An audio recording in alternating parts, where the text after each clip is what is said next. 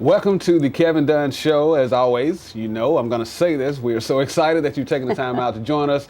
Our guest today is really going to be special. Have you ever just wanted to talk to a judge? Have you ever just wanted to ask a judge some questions, but you really couldn't? Today we have a judge on our show, and when we come back from the commercial break, I'm going to be introducing to you our special guest who is a judge. The Kevin Dunn Show, brought to you in part by Rogers Barbecue, LaGrange, Georgia.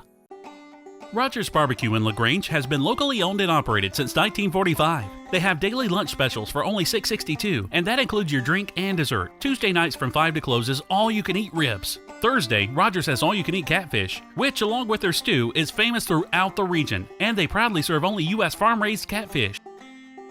Dine in or use their convenient drive-thru, Monday through Saturday, 11 a.m. to 9 p.m. at 117 New Franklin Road in LaGrange. Come join the crowd at Rogers Barbecue. If you've got a big lawn, you need a big-time mower. You need an X-Mark. With an X-Mark, you'll get a better cut faster and a mower that may be the last one you'll ever need to buy. So if you want your lawn to look like a pro maintained it, use what the pros use. X-Mark.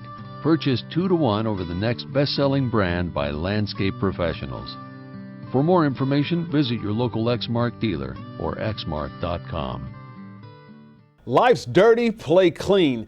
SOS Cleaners, locally owned and operated in LaGrange with over 54 years of experience, is a full-service dry cleaners, and all cleaning is done on premises using environmentally friendly cleaning processes and practices. SOS Cleaners specializes in shirt laundry, alterations, furs and leather, formals, odor removal, wedding gown preservation, and fire restoration. We have a fully functional drive-through, and same-day service is available upon request. Also, give them a call to find out their weekly specials. Life's dirty, play clean. And welcome back to the Kevin Dunn Show. Our special guest today is Judge Jeannette Little. How are you doing? I'm doing fine. We are big time. We have the opportunity to get a judge to come over and be a guest on the Kevin Dunn Show. So how are you today? I'm doing great. Doing great? Okay. Yes, sir. When you first started out, was it your intentions to become a judge, or you basically just said, I'm just going to be a lawyer, and that was your goal? I just decided I was going to go to law school. I guess I kind of took one step at a time. I didn't know what I wanted to do, but when I got out of college, LaGrange College, I was just frankly not ready to go to work and looking at options, and decided to go to law school. Didn't know what was next after that. Now, where did you attend law school? At Mercer University in Macon, Georgia. Yes. I heard that is very intense, law school. What would you say to that? It's a very interesting place. Interesting place? Interesting place. Trying to stay away from sounding like a nerd, but I love law school. Okay, so I probably am a nerd. Okay, for real? But I loved law school. It was probably the most fascinating education I ever had, and I just really got into learning about the law. I mean, I've always enjoyed school. I grew up reading constantly. I always, school was my thing, which is probably why I didn't want to quit after college, but law school was the best of the best. It was just interesting to sit and learn. And so you were made for that? I guess so. I never knew it. I never really had a plan any time earlier. I mean, I was an English major. I never had a real plan to be a lawyer or a judge or anything like that. I just liked to learn, and that's where I ended up. Wow, do you hear it? Like to learn. She is from this planet. She likes to learn. For you kids out there who are watching. Yeah. And I still like to learn. And trust me, in the field of law, there is always something new to learn. It's because they're steadily changing. Constantly changing, never boring. So when you were in, we'll say, elementary, middle school, high school, what age do you think you became just fascinated with law? Probably when I got to law school. Or when you got to law school? Yeah. That's interesting. I don't know that I was one that ever knew exactly where I wanted to go. For all of you out there who are not real sure, you will find your way. You will find your way. You'll find your way. At some point. Yeah. Wow. Now, what type of law did you start practicing in the initial stage? Actually, I was a judge before I started practicing law. You can do that? Well, there's certain judgeships in the state of Georgia and in a lot of other states where you do not have to have a law degree. After I got out of law school, I had my first child May 10th of the year I graduated in June from law school. And I always wanted to come back to LaGrange. I've lived in LaGrange all my life. I always wanted to come back here. And I had a brand new baby and had not taken the bar. I had elected, because I was pregnant my senior year of law school, not to take the bar. And decided to spend that summer studying for it. Summer studying, wow. Yeah, studying for the bar, you know, taking care of the baby, studying for the bar. And I looked at the LaGrange Daily News one day, and the magistrate court judge, well, back then it was called the small claims court judge. Magistrate court didn't exist. But the small claims court judge had resigned, and they were going to have a special election. Well, by then, I had sent out a lot of letters around town. And you got to realize this was back in 1979. We didn't have female lawyers around here. Interesting. I had real good credentials from law school, but we didn't have female lawyers around here. And I got a nice stack of rejection letters. A nice stack. A real nice, all very complimentary of the things I'd done. I was on law review, I was in moot court, I was involved in everything, had real good grades. But nice set of rejection letters and no job offers. And I did not want to move to Atlanta. I didn't want to move anywhere. I wanted to be here with, I love my hometown. Always have, and I wanted to stay right where I was. So I looked at the paper, and the magistrate court judge, who was a female actually, but it was a non-lawyer position, and there was going to be a special election. And I got to thinking about it, and I said, maybe this is the direction in which I need to go. It's not a legal, it's not a legal position, but it's an opening. And it'll get me into the field. So I actually, at not quite 25, but 25 just in time to meet the deadline for the position, I actually ran against 3 other people and was elected judge of the small claims court. That's awesome. So I've been a judge since I was 25. 25. And I'm not going to ask you how old you are. How long have you been a judge, though? I've been a judge for a little over 35 years. You look very young. Thank you. I appreciate that, Kevin. Okay. Now, do you practice? I mean, the cases that you're involved with? Do you have just certain ones, or are you kind of like, I won't say all over the place, or do you just deal with certain ones? The State Court of Troup County is a misdemeanor court and a civil court. Misdemeanors, of course, are those for which you cannot be punished more than 12 months. That's kind of the classical definition of it. The civil cases we handle can be anything. I mean, we handle, $1 million cases. We can handle anything other than what is called equity cases. That means divorces, landline disputes, injunctions. We cannot do that category. Right. And actually, I said I was a judge to begin with, and I was, but I was a part-time judge for probably the first 15 or more years of that, and I did a lot of domestic relations. So that's always been one of the things that's near and dear to my heart, but that is not something I do in state court. And I've been a full-time judge now for probably about 20 years, I guess. So. Wow, full-time judge. So I'm kind of out of the field that was my specialty, but I did do a lot of that back in the old days. Okay, all right. Now, $1 million question. Okay.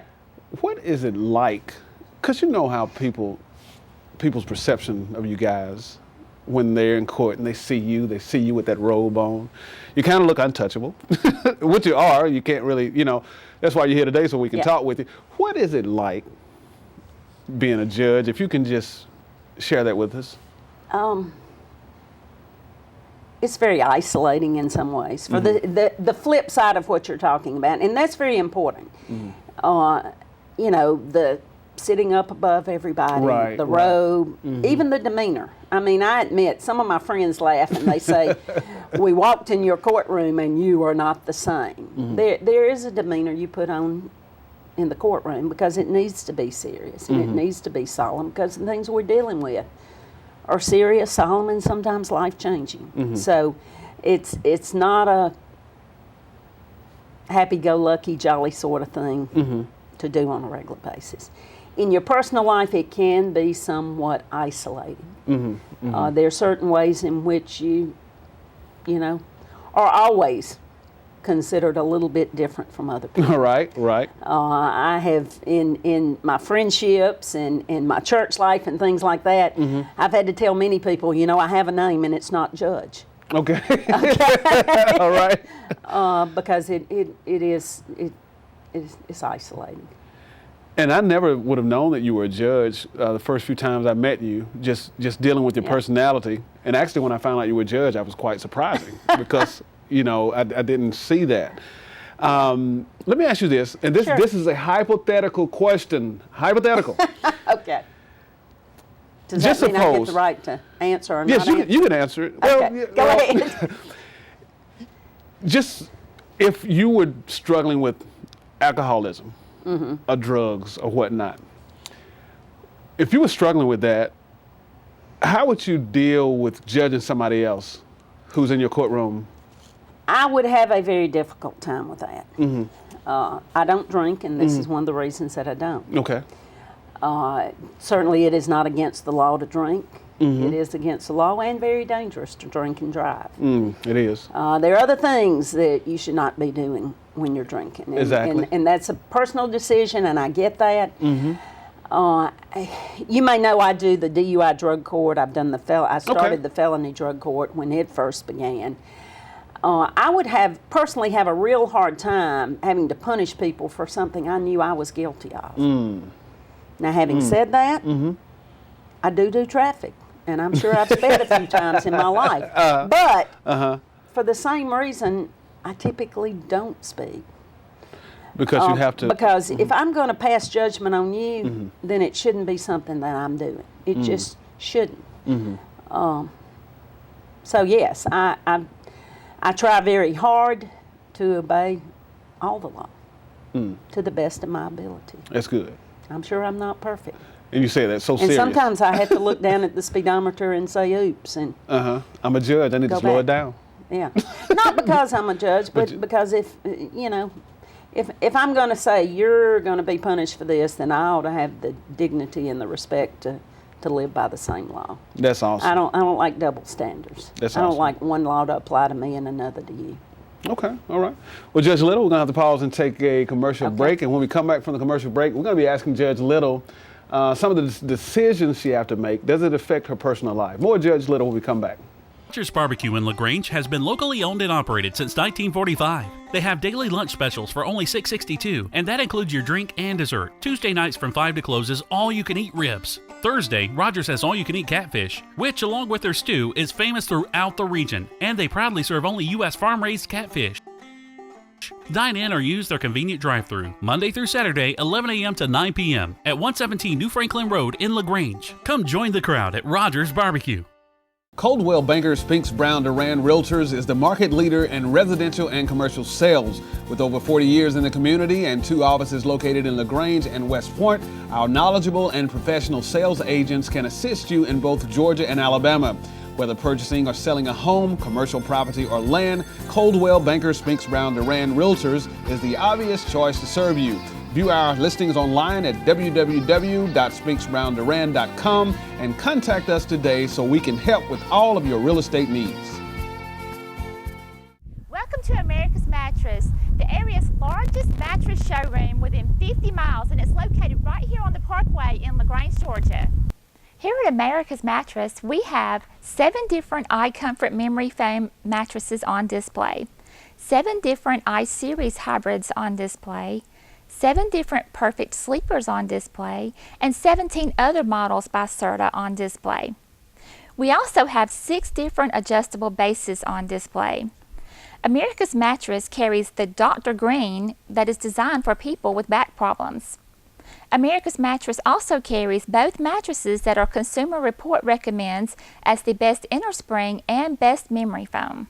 So for the best mattresses at the lowest prices, shop America's Mattress here in LaGrange, Georgia on the Lafayette Parkway. And welcome back to the Kevin Dunn Show. Just in case you're just joining us, our special guest today is Judge Jeannette Little, and we're having such a great time with the judge, talking with the judge. Judge Little, Same here, enjoying you, Kevin. Oh, thank you so much. Okay. I appreciate it. The decisions you have to make, I know you have to make a lot of tough decisions. How do you keep these decisions from affecting your personal life? You just kind of have to. I tell a lot of people I kind of hit the delete button when I walk out the courtroom. Now there's some things that are so serious that get you so hard that you can't always do that. But this idea that I remember every single thing that goes on in there, I really don't. You don't? Okay. And people assume that I've seen them 10 years ago, so I'm going to remember it. And I have to say, I hit the delete button. I'm not holding against you today what I may have heard 10 years ago. And there are a few that you see so often that, yeah, you get to where you know the name and the face and you remember it, or you remember something because it was kind of outside the norm. But for the most part, it's like anybody that's in human services. You at some point, you got to put it aside and let it go. Do what you got to do what you feels like is right at the time, and let it go. Is this something you had to learn over the years, or were you able to actually start this out in the initial process when you became a judge? Or did you have to learn to do it? Probably a combination of both. I have an older sister that was a social worker. Had one of my dear aunts that worked at the Fulton County Welfare Department for years. So from their experiences, I kind of knew there's only so much you can take home with you. You got to have a little bit of distance in your head, or some of the things that I hear would drive me crazy if I dwell on. There's a lot of human suffering out there. Wow. And a lot of people do a lot of things wrong, and when you get a little closer, and I think that's one thing we've learned through the accountability court movement, you get a little closer and you feel like you hear what they've lived through, and you think, gosh, we gotta do what we can to see how we can fix some of this. Fix some of this. Yeah. Viewer may be watching. Judge Little, that sounds easy. It's not.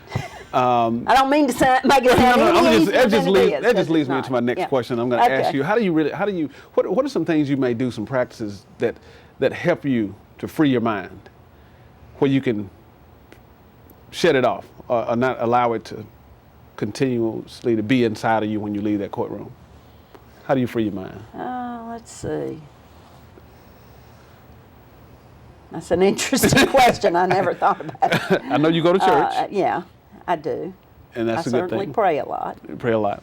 And sometimes I have to pray about the things that are really the cases that I can't just let go. Sometimes that's what I have to do on there. I got a bicycle I love. Sometimes I get on there and ride for a long, long ways. And, you know. You mean bicycle in the home? No. Oh, you ride on the road? I can't stand those stationary ones. I may go to the gym and do that for a little bit, but, you know, I want to go down the road. I want Okay. Same as me. I don't like running the treadmill. I like to run the streets whenever I'm running. Yeah. Don't do it as much as I'd like, but that's a good way, you know, just keeping yourself healthy. And wow, you have a tough job. Yeah. Wow. But you make it look somewhat easy. I don't get a chance to go in the courtroom a lot, but anyway. Come see us sometime. I don't know. You're all welcome. Come visit see it. court. Okay. If you think you know what it's like, I've begged the people that make decisions about how we do things, you know, commissioners, they know I've told them forever, come visit us sometimes, you know, come sit and see what we really deal with. Legislators, those who make those rules about how we operate, you know, come and see. Come see what we're really dealing with. You might find it's a little different than how you think. But we're also a high volume court. I want to say that. We have a lot going on. Okay. Always. Okay. I know you said you like to read and you were very studious, but is it really difficult to become a judge? You know, I kind of told you my story, and Right. it was just a matter of luck, and to a certain degree, it's like a whole lot of life, being in the right place at the right time. There's not a real, I guess there is a path, but it's like everything else, just a certain amount of luck, providence. Okay. And being studious and loving Yeah. to read. I bet you just read Oh, yeah, a but lot. Some of the most brilliant people I know who would like to be judges are not. Or not? They're usually very good lawyers, but some, you know, it doesn't always, one doesn't always equate with the other. other, So okay. if somebody were saying, what is my path to be a judge? And mine was very unusual, and wasn't even the plan. And like I say, I was part-time for a long time, and, Right. and it was a serious decision to decide which direction to move in when I realized I had to move in one direction or the other. Okay, cool. Because I loved practicing law. I loved being able to really help people on that one-on-one, what do you need sort of basis. And, Right. And it's not that way as a judge. Okay, You're- okay. Are You there have any... it fed to you. Have it fed to you, okay. Yeah. Are there any signs or dead giveaways that you can pick up on to just let you know that somebody is really guilty? Since you've been doing this for so long, can you... Couple of things. Right. The obvious is when you say something one time and about 5 minutes later you say something completely opposite. And believe it or not, that happens a lot. The other is when you get asked a very direct question and you go all the way around the circle and don't answer it. You can kind of figure what that direct question was is something you didn't want to answer. So people can give you an answer and 5 minutes later change it? Yeah. Are they just forgetting, or is that just what a liar does? I think it may be that. Okay. I think the story they've spun just isn't working for them now, and I don't know. But people do that occasionally. It's amazing what you'll hear in a courtroom. Are there any certain movements that people do that give them away? I know there's a lot of stuff out there about body language and so forth. I can't say there are any that I've particularly picked up on that I would trust as much as just plain old listening and intuition. Okay, like you said, just listen long enough, people will hang themselves. Something like that. Something like that, okay. Yeah. Has anybody ever shared with you that you look like Jodie Foster? No. Actor Jodie Foster? No, but I'll take it as a compliment. You take it as a compliment? Okay? Because you laugh, well, you kind of sound like her. Mannerism is a little bit like her. I'm going to have to go back and watch a Jodie Foster movie. Yeah, go back and watch The Silence of the Lambs. Not all of Scary. it. Yeah, that was a deep movie. It's a good movie. I could not start it and not watch it, but it is scary. Very scary. I remember it well. Has But anybody I will ever... have to go back and look. You go back and look at it, Yeah. because I know you have plenty of time, because your days are kind of short, so you have plenty of time to watch TV. Oh, yeah. Yeah, right. Sure. Has anybody ever said you look like, don't throw anything at me, but anybody ever said you look like Hillary Clinton? That I've heard a lot. Oh, yeah? Yeah. Okay. All right. So what do you say about that? You just say, well, I don't see it, or do you see it? I don't think I look much like her either. But, Okay. Yeah. All right. Okay. I'm going to ask you a direct question that I have here that it relates to the Bible. It talks about John 7:24. The Bible says, do not judge by appearances, but judge with right judgment. What is your interpretation of that scripture? Well, I think it's pretty clear cut. You know, don't just judge people by what's, you know, you got some will walk in the courtroom and they'll be dressed in a suit and tie, look just as nice and so forth, and somebody else may come in and not look like that. Right. And I think that's part of what the Bible's talking about there. And judge everybody on the merits. Second guy over here, that may be the best he's got. Now, some of them come in and have strange things on that you would wonder why they would ever wear to a courtroom, such as your marijuana T-shirt when you come in on a drug. They really do this, Kevin. They really do this. It's not often, but people do that, and some worse than that I'm not going to say. Okay.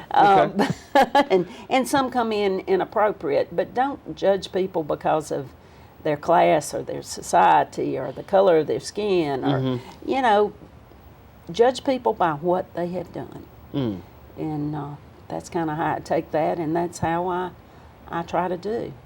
Sounds good. I started to look up one verse that's always been very, very special to me, and in fact, when I was originally sworn in, I think to state court, I quoted it there. It's somewhere in Kings. I think it's in Solomon's Dream, maybe, where he says, "Give me a."